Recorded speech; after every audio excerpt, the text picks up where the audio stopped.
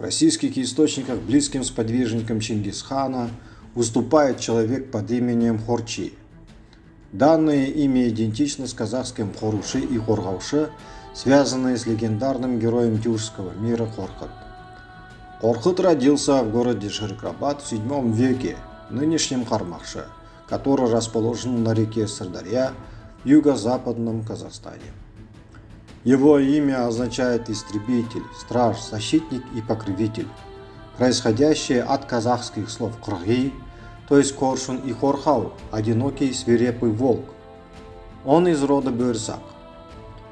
Был выдающимся сказителем и шаманом, как кельтские барды и друиды. Корхыт возглавлял многотысячную армию. Был создателем первого смычкового инструмента кобыз.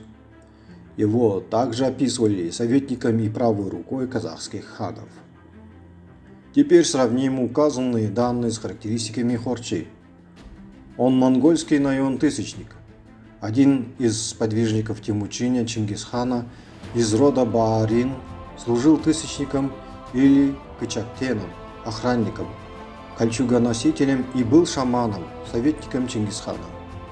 В дополнение Хорчи предстает предсказателем возвышения Чингисхана.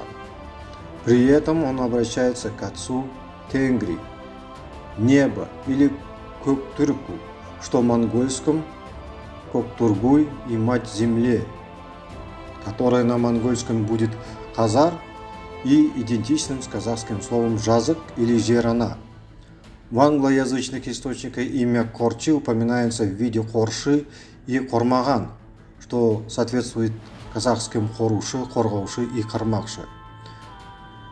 Таким образом, можно констатировать, что Хорчи на самом деле является казахом Хоруши, который поклонялся небу Кывсак, что означает лебедь, гусь, казак, идентичный китайскому имени Чингисхан, также означающее лебедь-гусь. Данное заключение будет справедливым, так как монголы были частью казаков, которых еще называли куманами, татарами и хазарами.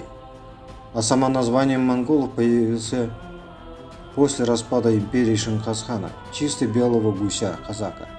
В китайских источниках Чингисхана называют воином, что на тюркском языке будет казак.